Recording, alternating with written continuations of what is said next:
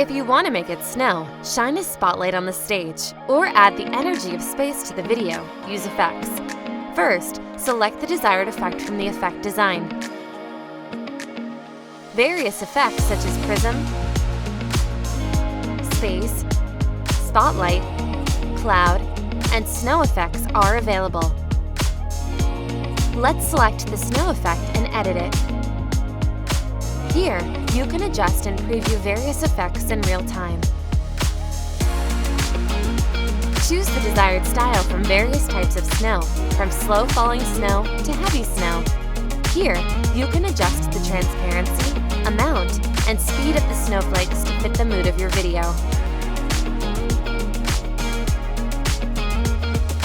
You can create a unique atmosphere by adjusting the speed of snowfall to slow or fast.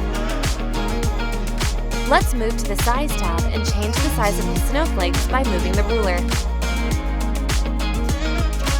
In the Move section, you can change the position of the falling snow by moving the ruler.